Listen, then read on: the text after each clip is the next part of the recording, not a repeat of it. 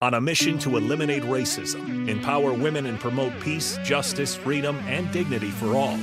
This is the YWCA Hour with your hosts, YWCA Executive Director Karen Bell Dancy and YWCA Associate Director Maisha Essex. Welcome in to the YWCA Hour. Good morning and welcome back to the next installment of the W with your hosts, Karen Bell Dancy and Maisha Essex of the YWCA Lincoln. We have had such a busy week, and we would like to share with you some of the highlights of the week and some of the topics that we were involved in. Yeah, so before we get started, we know something really, really important happened this past Tuesday, which was a primary election. So we'll talk a little bit more just later on about the primary election and go back to the theme that we have been threading throughout this whole year, which is, you know, we have the power to make change. And one of the ways that we can do that is by investing civically in our local communities and really paying attention and being intentional about who we are electing into these local offices. Karen and I, we want to talk about something that we did on Monday. Yes, as we're well. So excited to share about this experience. As you all know, Karen and I, we do some trainings, you know, around the city with different groups and organizations. Yes. This past Monday, we had the opportunity to facilitate a training at the Greater Than One district. Yes, and that was facilitated by and coordinated by LPS. Right. Correct. And it's where all these students from across different districts in Nebraska, from the state of Nebraska, came together, and they had a chance to really talk about what makes them the same. Yes. Look at the different unique perspectives of each other, which is really expanding their worldview and their perspective. And then seeing how we can come together to either, you know, stay healthy with ourselves or make change within the spaces that we occupy. Right. And so Karen and I had the chance to facilitate with these group of students. And there were about, like, I think 100 students who participated. Yes. We had them in different rotations. And what was so great to see was that all the students were so willing to engage in these conversations. And Karen and I facilitated an activity on identity. As you all know, if you haven't heard before, it's your first time listening to podcasts. When we do, welcome to the show. When we do any of our trainings, especially when it talks about belonging, equity, inclusion, diversity, or anything, we particularly like to start with self-reflection, right? Sure. And the work on the inside first, right? Because we think that if you can sit down, reflect on yourself, and think about why you think the way that you do, why you react the way that you do, where did you learn that from? You know, your personal identity. If you are really committed to change, then it will create a personal mission in you. Before we get on to some of the themes and languages and vocabulary, before we start talking about action, we need you in a certain mindset to be open. Right. And this allows for you to do that when we do this self-reflection work. Yes. And it really helps to understand what were the influencers that helped shape you through your developmental stages. And now this is what's helped to frame your core values. Exactly. And so with this group, we wanted to bring something into the space in regards to what we do somewhere else. Now, we were working with a younger audience this time, right? We were. Because they are LP students from across different districts. So really K through different grades, right? As low as fifth grade. As low, yes. We had students just from across come over, and we decided, okay, we're going to do this identity wheel. Right. And if you haven't looked up an identity wheel, go ahead and do so. You have a personal identity wheel. You can have a social identity wheel. We focus more on the social identity wheel because we were talking about how do we as people do our part in spaces that we share with others to make sure that it is welcoming and inclusive and that everybody feels like they belong and that they have the opportunity to share and to have voice in that space. Because we all have the responsibility of creating that space. Every last one of us, if we're in it, it is our responsibility to ensure that people feel good and comfortable and like they belong in that space. So we were talking about that and talking about the different spaces that they occupy, like, you know, church. I'm talking about church or different sport groups or academic groups, school, and just different things of how we show up. And so we did this identity wheel where we just talk about, depending on the sheet, some call them dimensions. They can be identifiers, different characteristics of you. So like your socioeconomic background, your gender, religion. There are so many different dimensions. Housing, so many. Right. And so we put that up on the wall. We took those different dimensions, put them up on the wall. And then we asked them questions, and whichever dimension or identifier that they felt best answered the question, they went ahead and stood by it. So like one of the questions is, what identity do you think about the most often? Right. And then they'll go around and pick which one they think about the most often. Age, as we talked about before, gender, sexual orientation, race, socioeconomic background, and all those things. And they go, and then we'll ask a following question, like, why is this the identity that you think about the most? Another question, which identity you think about the least? Right. Which identity would you like to learn more about? Right. Typically, we only got through the first 3 questions because it was kind of a fast, short session. It was a short session. But this is what really kind of stunned me.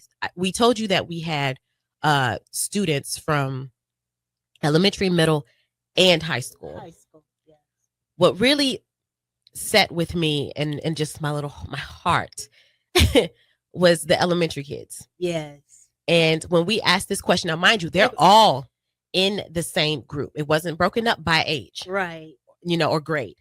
Which was great. And the additional piece, we also had their teachers, we had their advisors there as well, and they participated too, which really, I think, really helps the students to see them, be in that personal space and answer those questions and choose their identities as well. Yeah. And so they were all in the space, of course, by design, right? The younger students that came, because it was majority high school students, but there were a select few from middle school and in elementary school that were invited into the space. Right. And those kids really, of course, wanted to be there. They was already kind of open and understanding some of the topics and themes of the day. But we'd ask a question, and what got me again was the elementary school, and their answers were just the purest.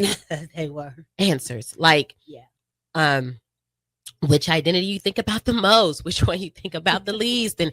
And of course, they're at the age where they're not really doing self-reflective work. They're just talking about just how they see it, not why they see it. Right. And so some of the answers was just because you should be friends with anybody. It shouldn't matter what they look like or what they do. We should all just be friends, and you shouldn't judge anybody, so it was, and they had those answers for like everything. And I just thought it made me sit and think and reflect about when we lost that. Right. Right. And it made me think that how we quickly lost it, because because of society, right? And how we are also a part of that perpetuating that society, our society, because the middle school kids had totally different answers. Right. So that transition happened pretty quickly from elementary school to middle school. Yeah, from that pure altruistic outlook of where just of humanity. Yeah, exactly, of just humanity. We're all humans, and why that couldn't translate into what we're trying to do now, as in, make sure that everything, the policies that we have are reflective of that. Exactly. That everybody has the right to certain things, and equality and equity should be at the forefront when we are talking about policies that impact people's lives and livelihood. And so, we had some middle schoolers, when they would answer the question, and, they would talk about like their different perspectives and what's happening and what's going on and what they personally experienced. That was the key. And that's what I was like, this is it. Yes. But it just that it happened so fast. Yes. That society, it's now its own thing, as in it operates on its own to shape and create these world views and perspectives. Well, not really on its own, but it's something that is now part of just how we are moving forward. Because the parents didn't change from the kids who, said, you know what I mean? Something happened in between, for us to get like this. Yeah. And so it takes me, again, I was just like, I wish we could keep that spirit. I know that that's rudimentary, right? That is just very what they say, kumbaya-ish, and Yes, just very it rudimentary is. that we're It's all altruistic. because at some Yes. point, somebody saw that actually, if we're not on the same level, then I benefit. Right. If you're perceived to be less than, then I benefit Mhm. on many different facets, whether Right. that is race, age, gender, it doesn't matter. If I can keep you at a certain level, that then propels me and gives me more opportunity Mhm. and space. And so, of course, at some point, that was realized a very long time ago, right? And so Right. by the time you get to middle school and you start experiencing these things, and I think with middle school, of course, it's because and I used to tell parents this when I worked at a school, and they said, "Oh, my kid is so different. They weren't like this in elementary school." And I say, "Yeah, this is a whole different world." At elementary school, they're just with that group of kids. Like, they don't change classes, right? It's just Right. that little group of kids. When you get to Yes. middle school, you're typically having multiple feed-in schools, right? Right. You're rotating, Yes. you're not rotating with the same group. You have different Mhm. classes and periods where it's different people coming in and out. So now you're looking at different perspectives, different Mhm. backgrounds, people coming from Mhm. different, home environments that is now being infused into that space.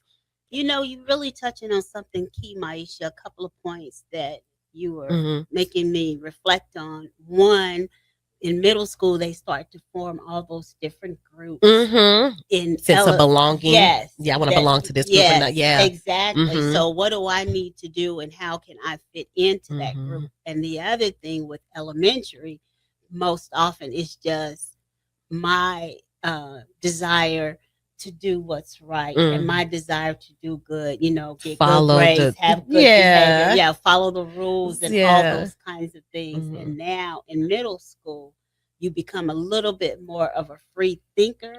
Your identity. Yeah. Yes, but you still have all those other influences. Mhm. And now that's starting to help shape who you are and your outlook on the world. It So really does. it is a big, and that's why I wrestle with, and this kind of maybe a little bit on a tangent, I wrestle with what age Mhm. or grade level should they enter middle school, as opposed to staying in that elementary setting. Are they really ready for that? Mhm. So fortunately, those students that we had on Monday, Yeah. they were so engaging and already kind of thinking, Yeah. outside the box. But Yeah. And when I think about when the process started, it took me back to when we start to have that change and that shift yeah, of, learning that there are certain groups and certain worths, and there's a Mhm. hierarchy, when you start to learn Yes. that, based on, again, many different facets and identifiers and dimensions. Yeah. There are higher And race and privilege and gender and all these Yes. other, again, dimensions of a person. Mhm. It took me back to an incident that happened a couple of weeks ago. So, Okay. and I could see maybe this is where the transition is happening, and Mhm. and what are we doing to either encourage it, because there are certain things that needs to be encouraged, right? The identity piece of exploring and Yes. understanding your worth and what is belonging, and when do we try to intercede, right? Mhm. So that we are kind of nipping the bad things at the start. Okay. How does that work? And so a couple of weeks back, we facilitate STEM clubs at different schools around the city. Every week, yes. And I have the privilege of facilitating, as to being one of the facilitators. Right. And so we're at this school, and it's our normal routine. This Mhm. group has seen me before. It's a new quarter, but this group has seen me before. Right. We're doing our normal thing, which is, picking up from the initial spot, going to get our after school snack, and then heading to our designated room Right. to begin our club, right? Yeah. We're on our way. I'm talking to a specific student. They start the question of, what are we doing today? And if you are a facilitator of any kind, you do not answer that question. Not until That we is get it. And into not the room. until you get to the room. Why? And everyone Right. is ready And everyone to hear and at receive the it same time. at the same time. Because yes, it's just curiosity. Because if you're rolling something in, they want to know, what are Right. we doing today? Yes. And that's good and all, but It you will is. repeat yourself 20 times. Because by Right. the time you get to your room, everyone is asking you, and they're not asking at the same time. Exactly. They're not listening at the same time. What are we doing today? What are we doing today? What are we doing today? What are we doing today? And so, my rule is always, you know what? You'll find out when we get to the right. room. I'll just tell everybody the activity that we are going to do today. And so I'm talking to her. We're doing our normal thing. And the student looks at me and they're like, "You're black." And, Oof. I should have said, "Yeah, and proud. What's that?" Like, how may I help you? Right. Like, but they said, "Oh my." Yeah, they said, "Oh, you're black." And it kind of threw me because, again, this isn't the first time the student seen me. I'm like, did something happen? I know it is turning. The season is turning. Sun is coming out a little bit more. I might be going ahead and get a little tanned up over here. Maybe that from the last week. But I doubt it. But that's okay. right. So I'm like, I'm confused as to why this, like, wait a minute. It was like revelation. Yeah, like, okay. And I'm like, yeah. And they're like, oh, I wish I was black. And I was like, just be yourself. And this student was white. And I said, well, just be yourself. Like, it's nothing wrong with, just being yourself. Right. And I'm thinking that's going to be the end of it. There we go. Right. Moving. Again, we're doing STEM. Right. Yeah. Because I don't know what the spirit was, maybe, exactly. She think black people cool. I don't know.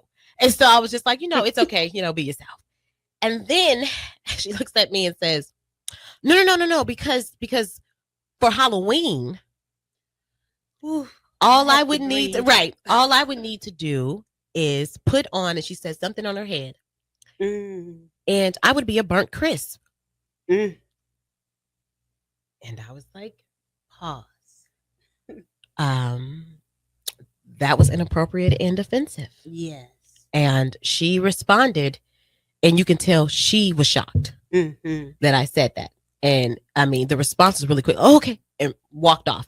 Now, if you are a facilitator of any kind, and if you work with students in any, capacity, that you have a choice to make when you're with a big group of students and you have yet to get them settled down in regards to classroom management and things like that. So you can either redirect, right? Exactly.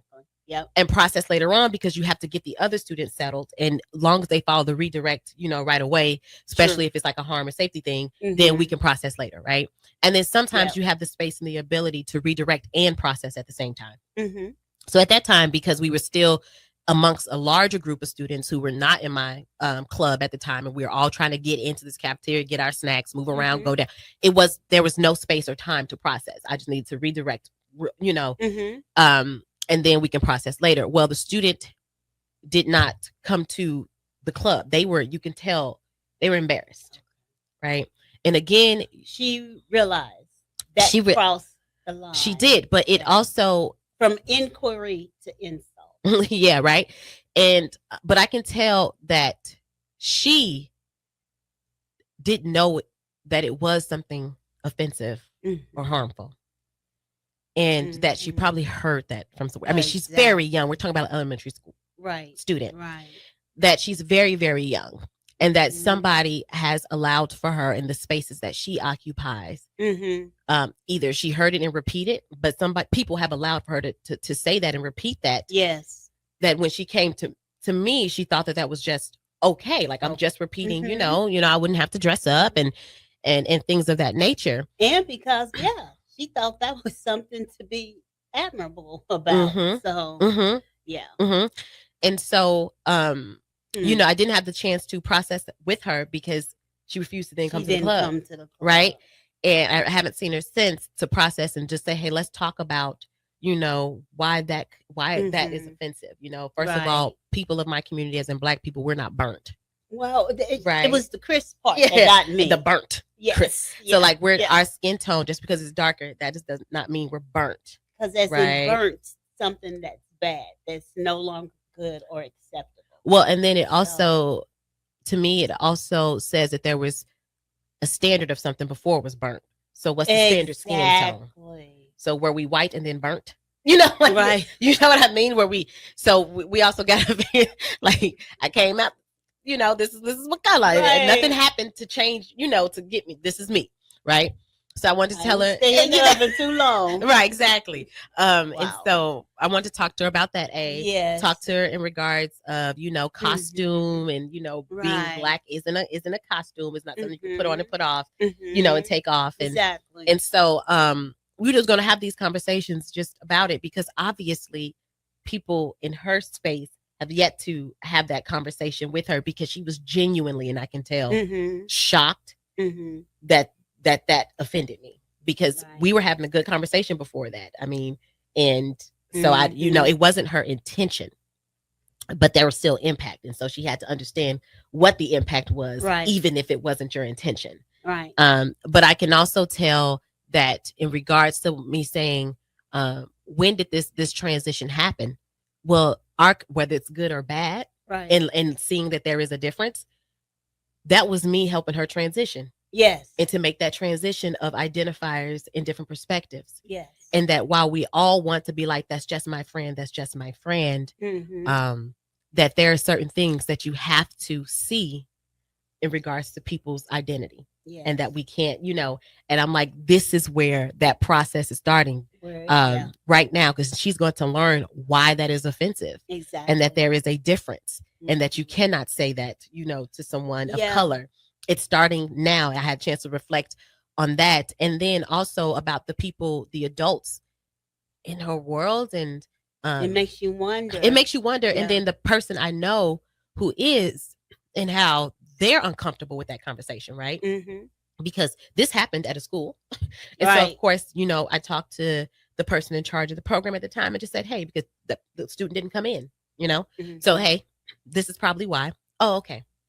I followed up, because this is something that needs to be followed up on, right? Right. I didn't have a chance to process. This is very offensive. You're the burnt grist. Like, this is very, very offensive. Like, there needs to be some type of processing for this, and so she can understand the reasons why.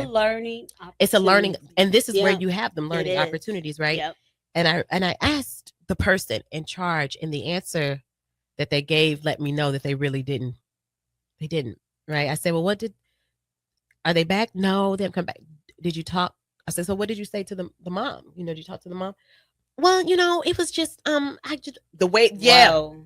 I just, and then the mom just said, well, maybe but maybe I should follow up on it again. But I try not to, because I understand that this is a hard topic to discuss, right? While I might be able to discuss it a little bit more easily, because this is just what we talk about, like in our job, right? Yeah. It's not for everybody, doesn't have that, right? But it's still something, how to approach it. Right. Yeah. Yeah. But to me, that awareness needs to be built in, because as she gets older, and she does that kind of thing, the repercussions will be very different. Yeah. So and it does to allow that processing at this age, and building in that awareness in that parent, so they can start to do things differently and address that, then that's what helps.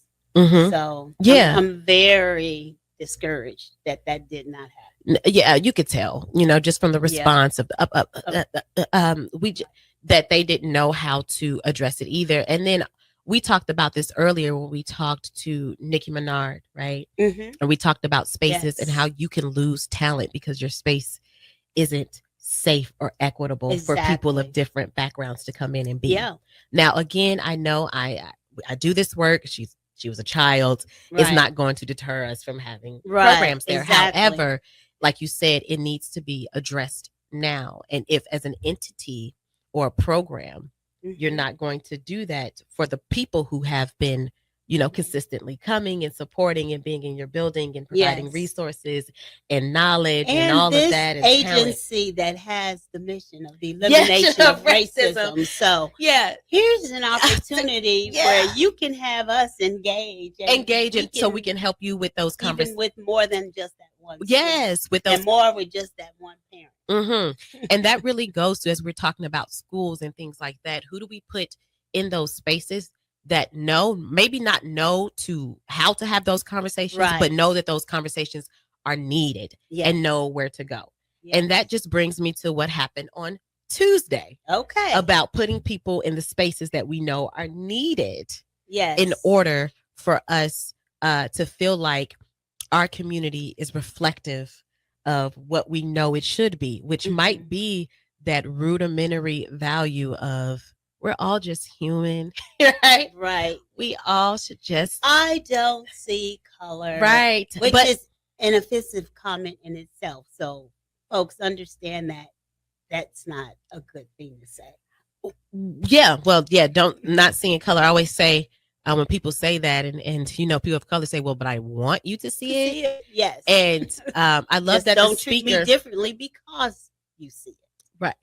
right. Yeah. And so when we come back again, we'll talk a little bit more about how this ties into, we'll finish up why I don't see colors offensive, but we'll also talk about Tuesday and how we, put people in places that we know these conversations and need to be had. Yes. Mm-hmm. So stick with us. Think about what we're talking about, and you can go online, put your comments in there online and questions. This is a great conversation, and we'll be back. A lot of businesses say they're family focused, but when tough situations in life arise, the business wants anything but your best interests. James Enterprise Incorporated is hiring, and they will always treat their employees like family, just as they do their customers.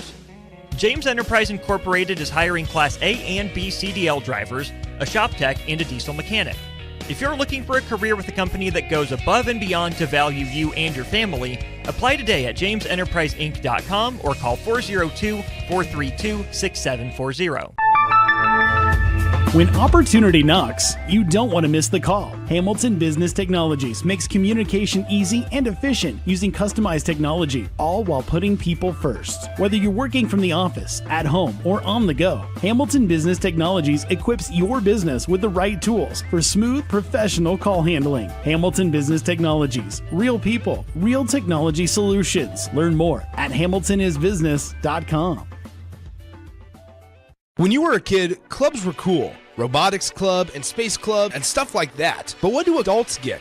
Book clubs and quilting clubs? Nah, forget that. How about margarita clubs and old-fashioned clubs? Get to Upside Bar and Lounge for the best clubs in town. Try all 10 varieties of Upside margaritas or old fashions and take home a free souvenir glass. Grab the whole crew and pair it with taco night on Mondays or whiskey Wednesdays. Upside Bar and Lounge at 29th and Pine Lake.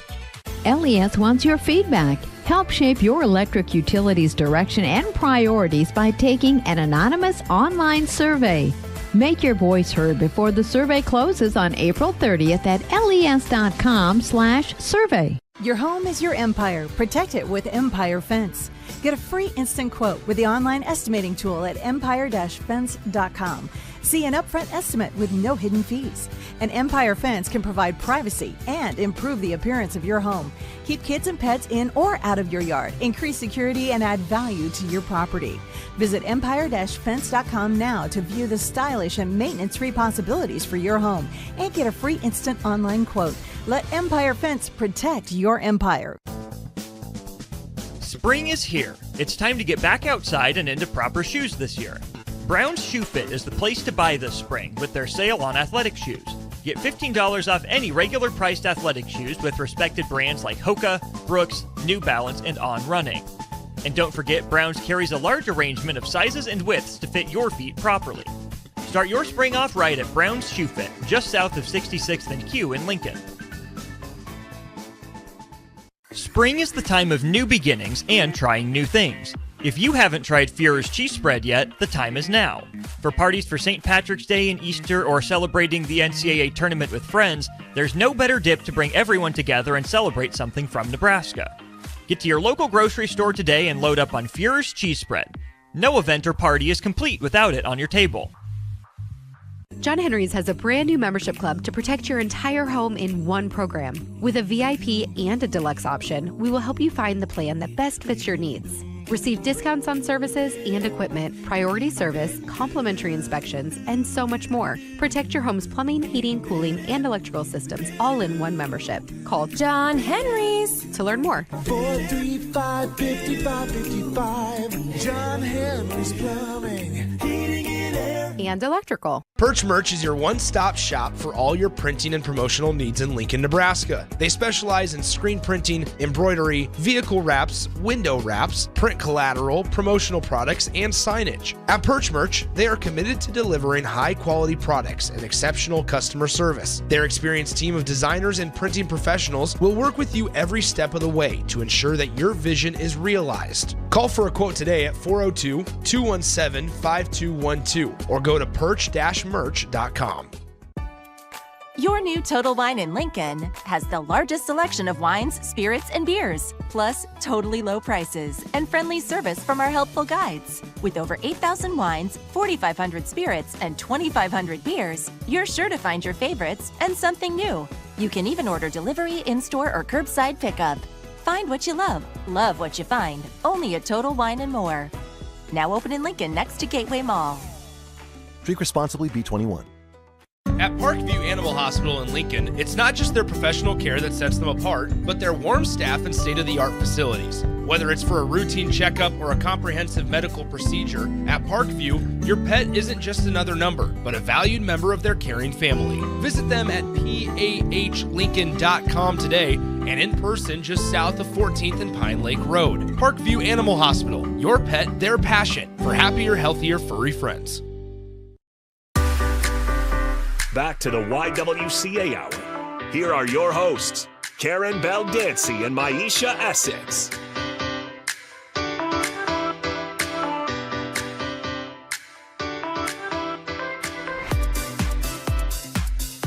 Okay, so thanks for coming back with us. Before we left, we were talking about why comments comments of, hey, I don't see color when I look at you and I only just see you. Why is that deemed to be an offensive comment? Yeah, so we were going to go into the conversation about, why we need to put people in places that will have these type of conversations so that we could keep the essence of, which I think a lot of us have, of equality and equity. I think a lot of us have that, of that basic, what the elementary kids were saying, we're just basically human. They said we're all the same. We're all the same. We're human.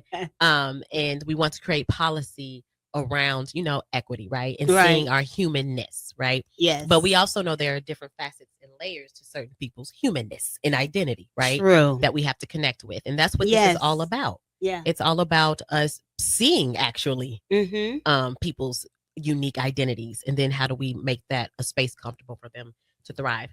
And one of the things that you talked about was, people saying, well, I don't see color. I don't see color. And you know what? We listened to a speaker a few days ago. We sure did. It was really great. Dr. Tama Bryant. Mm-hmm. And I liked how she said, people who say that sometimes their intention is to be like, because I'm human, so I just see another human. And she said, well, gender and race doesn't make me non-human. Right. So why can't you see what I am? Right. Yes. And then when we do different trainings and we go out, I try to give examples of when I need you to see me. Right. And if I'm talking to about my really race, see to see me. And I'm talking about just those real type of examples, right? Because sometimes people just need that, which is, I need you to see my race when you take me to a certain part of town or to a small town. I don't need you to be like, well, I don't see that you are black. Well, these other people do. And I need you to understand. And I'll become even more aware of my blackness when I'm in this town. Okay, I need you to see that. Reality. Do not take me somewhere. Yeah. Right. If I'm trusting you to take me somewhere or for me to go somewhere, or like if I'm even going there on behalf of like recruiting for a university, like, people start jobs I used where they had to go into small towns. Into these very small towns. And not all small towns, just putting it out there. We know that not all small towns, but certain ones where they haven't had exposure, and then they do have their bias or playing out, it's just, racism. And that's just because they are grouped. They're all the same. Their experiences have been the same. Their socialization process pretty much mirrored all of those within that same community. So when someone different comes into the community, then a lot of times people view that as a threat. Right.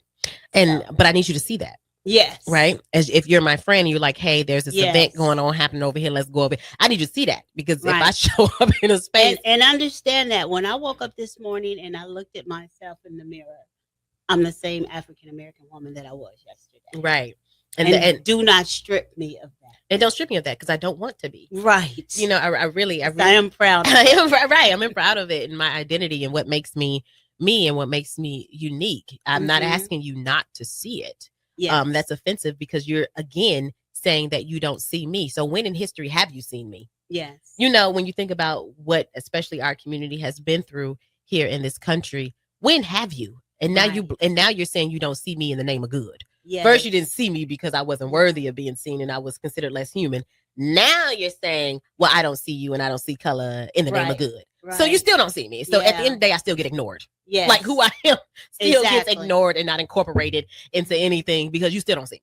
And you know, Maisha, thinking about that, it makes me reflect on some of the responses that the students had on Monday when they were talking about ableism and how, you know, that had not been any kind of identifier they had to really think about because they had not been through a process where that was something that was evident in their world and in their life. And when others talked about English as a second language and all those kinds of things, it's really interesting that a lot of people don't think about different identifiers until there's been some significant event in their life.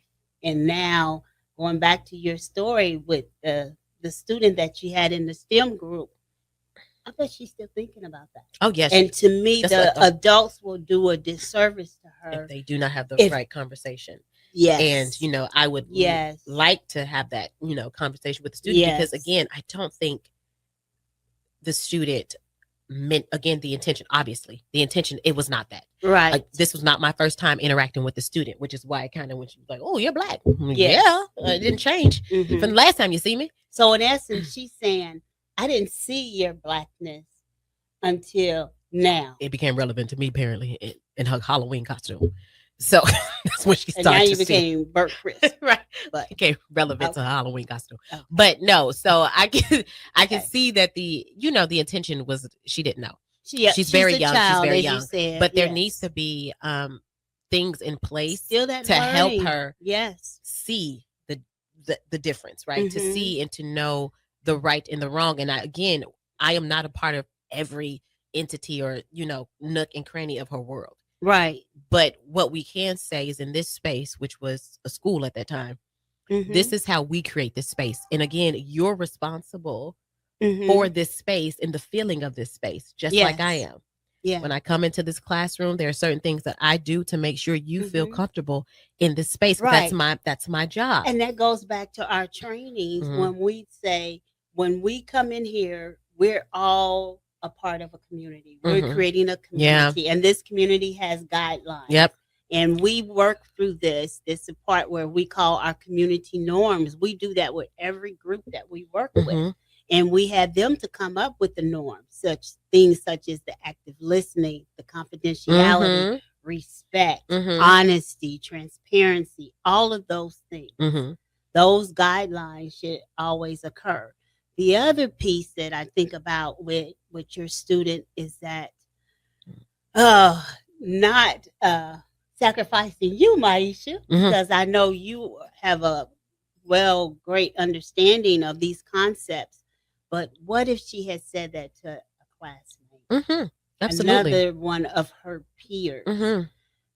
How that would, man, that could result in something really bad. It could. And again, it then creates a space where now you have alienated someone. Yes. Because also it could have resulted in something bad, or it could have, I mean, this is still bad, as in, you know, in more outward look of something bad, as in a physical reaction or something like that.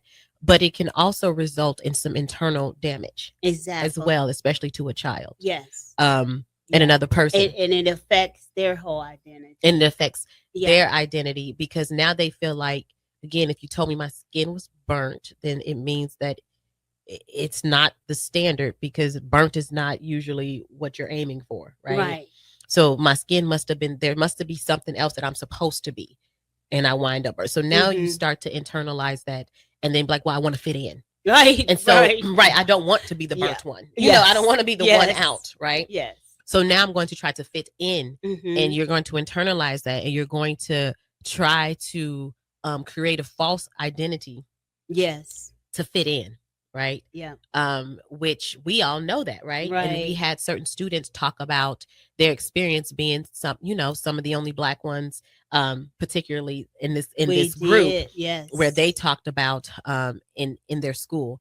and how when certain topics come up, Mm-hmm. they have this conversation. Like if we're talking about enslavement, right? And we're talking about Mhm. slavery here in the United Yes. States. Who Yeah. gets to look in the classroom? Right. The Black people, right? Yeah. And what that does is because you're so uncomfortable getting that look. First of all, as Black people, teachers who are teaching this, they have to understand that we also have to come to terms to what happened to our community. Right. And so you're in that space and you're trying to process it. And you're Mhm. processing it on a different level at times because Mhm. this is something that you know happened to your people in your community, right? Right. And so you're still trying to grapple with it when you're learning about it. Also, they are learning about it. Yeah. They do not have the answers. We wasn't born with the answers for Right. and why Exactly. and how and how did you feel? Like Yeah. I wasn't. We were not. So we are also learning about it, but then we are also processing it on a different level during that time. Yeah. And so And before it's we can, just not a history lesson that it was just a blip in history. right. And so when you're doing all of that, you're trying to do that where you're learning and you're processing because it's your people, but you have these uncomfortable moments where people are looking at you and calling on you to somehow have the answers. Yes. When you're trying to figure it out yourself, what it does is it creates a shame in you. Yeah. Because you don't want to be Truly. looked at, right? And so, and I felt like we have seen that just in our community, especially around enslavement. I think we're changing a little bit, Mhm. but around enslavement, because if that's what people stereotype you as, then you don't want to that. But there is a shame that we have that we carried as well as if we did it. True. Right.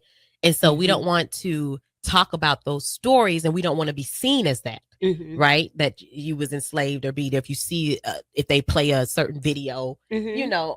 during school, you don't want to be seen as Right. that, Right. as well. Yes. Which again, that's just part of the cycle of oppression, right? You want to distance yourself from you, even you think that your race and your Right. is something wrong with it because now they've done so well. And with that. that's the distortion of history Yeah. that we see systemically occurring all the time.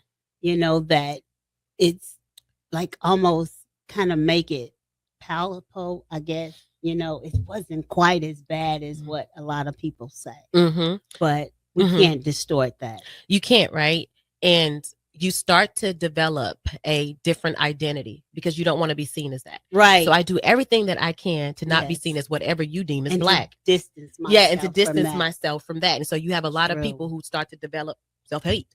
And it's not even That's just true. for race. It could be gender. It could be just anything, right? Any Mhm. dimension. You start to then develop self-hate because you want to distance yourself from what Mhm. they say that is, from what they say a woman should be, from what they say or how woman should act.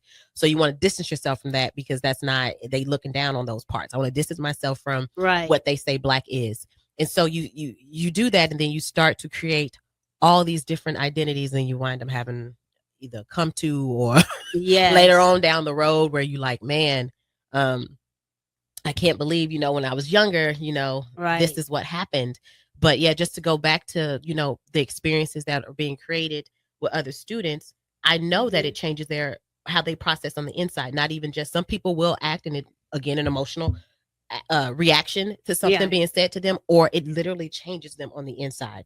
And then Yeah. I can start doubting and hating myself. And, I do acting, Mhm. and I have always been told, about playing an enslaved person, right? And I never got it, because while I do get it, I understand that if that's all they see us as Black actors, you don't want to perpetrate that, because we are so much more. Right. We've had so much more Yes. successes and so many more stories. But what Mhm. I also know is I'm not ashamed Okay. of where my heritage or my lineage is, right? Okay. And so there are so many stories that happened during that time of, enslavement amongst us as people that now we're refusing to tell because we don't want to be seen as what they think we are. And so we're leaving out so many of their stories Mhm. of heroism, of courage, Right. being families, Yes. leaving that out just so that they won't see us as something that they said we are. Wow. And so I won't do That's that. Now, I profound. don't want to play it every single time. And you do have Right. to, because I'm telling you, they will do it. Yeah. They will stereotype you and be like, come play this.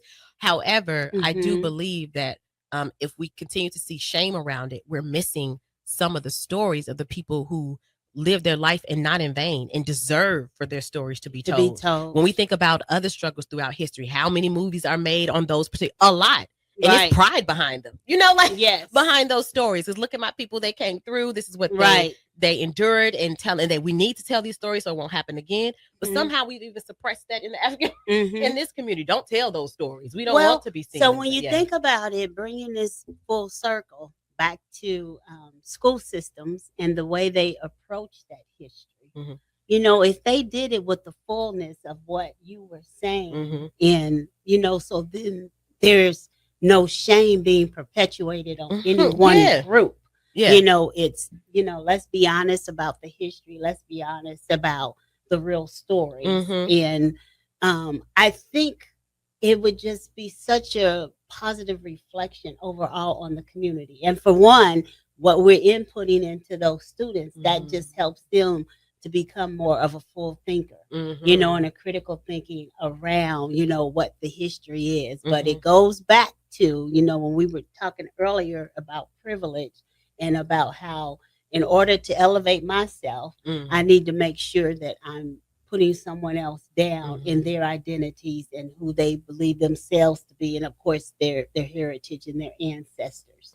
So unfortunately, we have that kind of thing occurring. So I'm so glad we went off into this part of the conversation.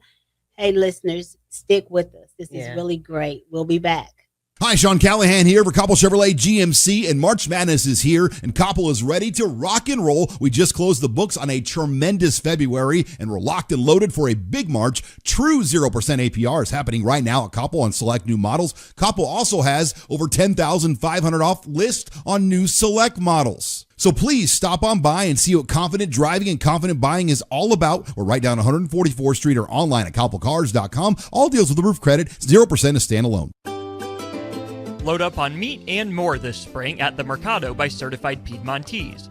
This week's special through April 1st is $1 off all pasta, $2 off spaghetti sauce, and special discounts on hamburgers.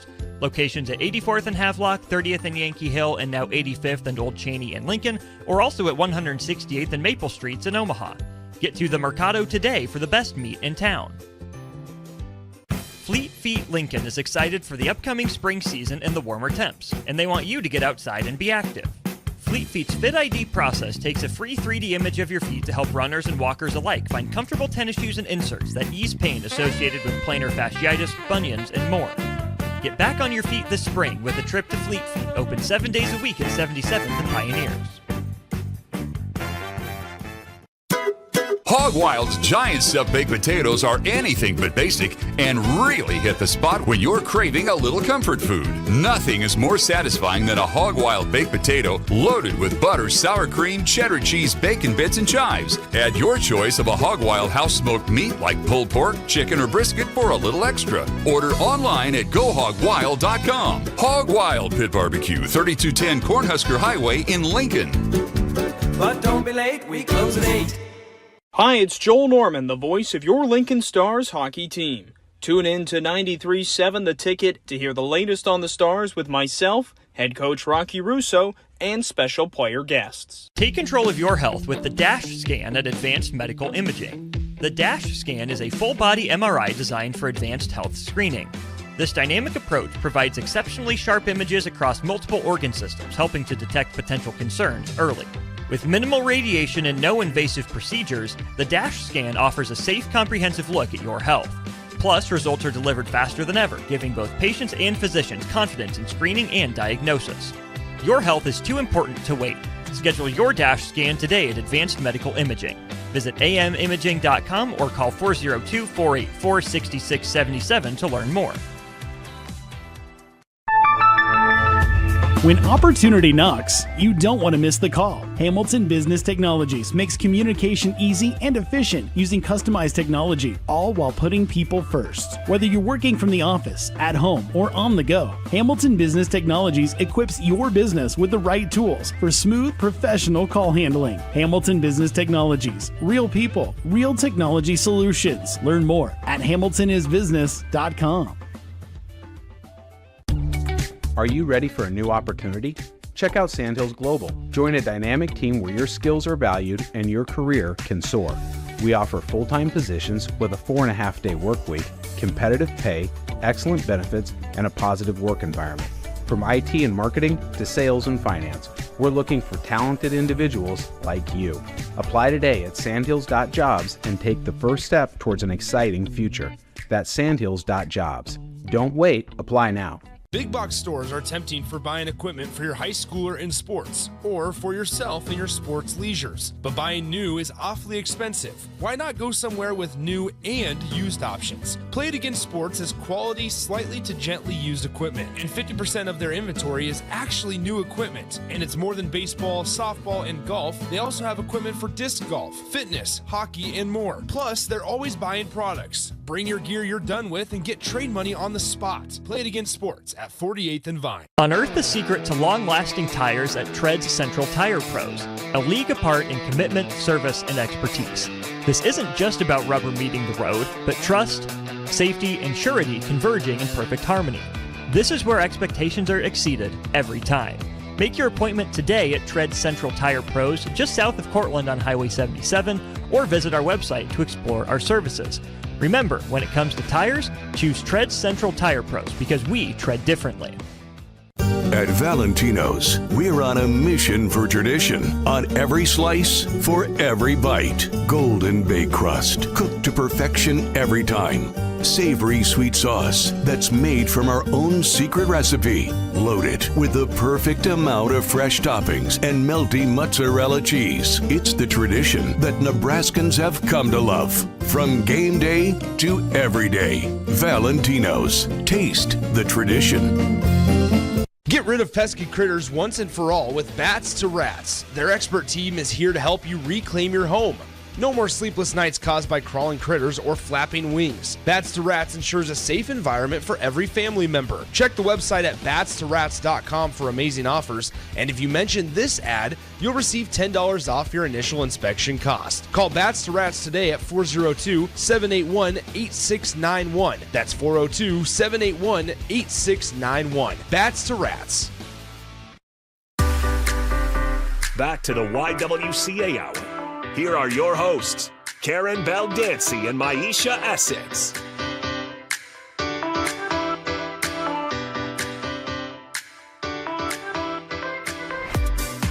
Well, thanks for coming back. We have been having a great conversation that started out talking about identity based on an engagement that we had on Monday working with students from about 7 school districts around the state of Nebraska. And the saw in a lot of those students and the self-awareness a lot of those students had, which I'm so glad that they are involved in these kind of experiences because it gives us promise for this next generation. And even though we have a lot that's happening on the national level with in regards to a lot of discrimination and a lot of things that are happening that really amounts to suppression of different members of our community, that we do have the promise of what's to come with this next generation. I do want to add that we understand that almost every school district does have policy around there should be no harassment. There's zero tolerance when it comes to any kind of discrimination of any sort, and we do applaud them for that. Having said that, you know, with Maisha being just so vulnerable and giving us that experience that she had with the student last week, there's so many different individuals that have stories like that. And I'm really sorry that occurred, Maisha, but I know you know how to handle that. And I do want to share with those that are listening, if you're a parent, you may work in a school system, you may work for government, whoever you work for, you have a neighborhood, you have a church, family, whomever, it's always the opportunity for some type of education and building awareness and understanding. And fortunately for the young lady that made those comments to Maisha, she said them to, if I could put in air quotes, the right person. someone that is very knowledgeable around social justice and around inclusion and equity and respect and dignity and all those kinds of topics, and someone that's very trained and well trained in how to handle those kind of conversations. So Maisha, kudos to you for handling that in the right way and wanting to follow up more. For those out here listening, uh, we broker those kind of conversations. That is exactly the work we do as we pursue our mission at the YWCA. It is the elimination of racism. And we know racism comes in all forms, and it's just not around race and ethnicity. There's a whole lot of dimensions of racism and all those different isms. So, having said that, we want you to call us and we can talk about how we can help influence our community. Yeah, I think, we definitely are here to live out our mission. Yes. We have been living out for over 138 years. 38 years. In Lincoln, Nebraska. Yes. Yes. And to continue to hold and have these conversations, no matter what is happening. Yes. These conversations still need to be had. Mhm. They need to be held because life, as they say, is still life, and It is. people are still going and Mhm. experiencing these types of things, right? Yes. And so the conversation doesn't stop the experience, right? No. If we stop the and that's what some people think. It's if you the stop ignorance talking, that Mhm. stops. Mhm. Right. So if you stop having these conversations, then it'll just go away. That Yes. doesn't happen. Not Like at that's all. not that's You saw it. that's not how it works. Mhm. And just because you stop having the conversations or outlaw the conversation, Mhm. doesn't mean that all of a sudden everybody's going to have a great experience. All it is ensuring is that you won't have the opportunity to talk about the experience that you are having, To address it. to address it. It's just ensuring oppression, right? Mhm. Because now we're going to take away the ability for them to even talk about it. Right. They won't have the ability to talk about it. They won't have the ability to address and change policy Mhm. in regards to it. We're just going to go ahead and essentially take away the voice Right. through these policies, right? Because the voice was getting a little bit too loud. Yes. And so what we're going to do is just But you take it haven't away. changed people on the inside. Right. And so that's what we really concentrate on. And you can't change on the inside until you understand who you are Mhm. and why you think that the way that you do. And Right. that's that work that we do. that Yeah. we're involved in. Yep. That's part of our process. And so again, as we continue to look at how we are going to move forward as a community, as you continue Yes. to do your work and in your process of figuring out what are you going to do as a community member, because you want to. And I Mhm. feel like we are in a space where a lot of people want to do something, right? Right. Because a lot of Exactly. people's livelihoods are in jeopardy right now due to Yes. some of the policies that are being passed down. Mhm. And we have to talk about how do we show up to ensure that we are protecting ourselves, right? That's right. And protecting our community and the people Mm. within our community. And one way we do that, of course, is by voting. It's one of our Right. tools that we have in regards to our political voice is to Mhm. vote. And we know this past Tuesday, we just had a primary election that had different offices on the ballot, right? Right. For elected officials with city council, the airport authority, Yes. in the LPS board, School board. Yep. school board, and that we had some people you had to vote, right? Yep. To see who's going to go ahead and be on the ballot for May 6th, which is the general, Right. Lincoln's general election. And so we hope that you are able to go and get a sample ballot and look at Mhm. who's on your ballot, right? Because Mhm. who's on your ballot, that might change. You know, with city council, you have district Yes. where we have 7 members, right? Right. And then a few of them are voted in regards to the district. They're Mhm. district We specific. have some at And then we large. have some, I believe, at large, At which means the large. city Mhm. votes on them. Right. And so you might be seeing a sign when you drive around and you think that's a city, and it's not. It's actually a district specific. Yes. And so you want to learn and know the difference, right? Mhm. So you want to get, and you can get a sample ballot within your Right. district and That's just true. look and do some research, because again, it is all our job and responsibility to ensure that the people in our state look the way we want it to look and feel, right? Right. And that we elect the right people who are going to withhold and withstand even when there is outside pressure to change it. Right. And we saw that happening in regards to policy here this past week, right? We sure did. With one bill that's really LB3 coming back. The winner Yes. take all and all of Yes. that. You saw Yes. people, even though there is outside pressure to change that, Yes. that Nebraska said this is unique to us as Nebraskans, and it has worked for us as Nebraskans to ensure that all votes are matter. All means all. And that yeah, like that Mhm. the votes matter, and that when people, they feel like their voice is being heard, right? Mhm. And so it has worked here in this state for a long time to ensure that. And you had people who defended it, right? Right. And so you want to continue to put people in place that will defend the things, the morals, the values, the policies that make your state, your city, your town the best that it can be, and will withhold and withstand that even when there's outside pressure, because there will always be outside pressure. Right? Exactly. Yeah. And so we have to do our part here. And we talked, I'm keep threading it throughout the whole year. I guess throughout the whole next, I don't know how many years. Right. We're going to keep threading this thing of you can make change. It starts You here can. locally. You are not powerless. And on May 6th, you have the ability to go out and to be a change maker, a change agent. Yes. That is, you have the power. That's your part. That is your part. Do your part. And do it locally, because local matters, right? They're the people who go and vote on your behalf at the federal level, right? They're the people who withhold or give in, right? When you do or do not want them to. And so we need to make sure that the right people are in place, so that unfortunately some of the things we're experiencing now where people have endorsed it won't happen again. Exactly. Yes. So remember, get out there and vote. We'll be looking for you. We'll be looking to see if you have those stickers on there.